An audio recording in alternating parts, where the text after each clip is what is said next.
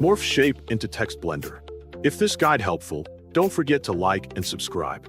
Open Blender and start a new project to prepare the workspace for the morph animation. Delete the default cube by selecting it and pressing X so the scene is empty and easier to manage.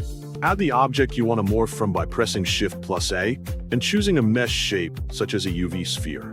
Position the object in the center of the scene using the Move tool if it is not already aligned correctly. Press Shift+A again and choose Text to add a text object into the scene. Select the text object and press Tab to enter edit mode. Remove the default word and type the text you want to use for the animation. Press Tab again to return to object mode after finishing the text editing. In the Text Properties panel, adjust the font, size, spacing, and alignment until the text looks correct for your project. Convert the text into a mesh by right-clicking the text object and selecting Convert to, then Mesh.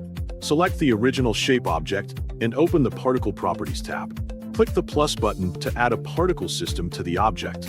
Change the particle type from emitter to hair because it provides easier control for this type of transition effect.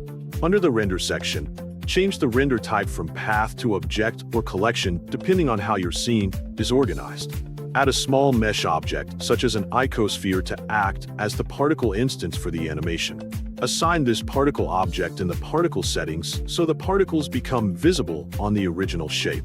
Select the text mesh and add a new particle system to it as well. Match the particle count and other settings between the shape and text objects to create a smoother morph effect during the animation.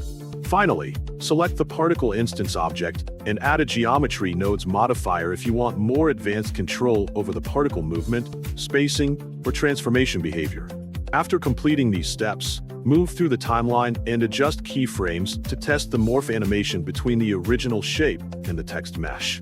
Make small changes to particle size, distribution, or timing whenever the transition appears uneven.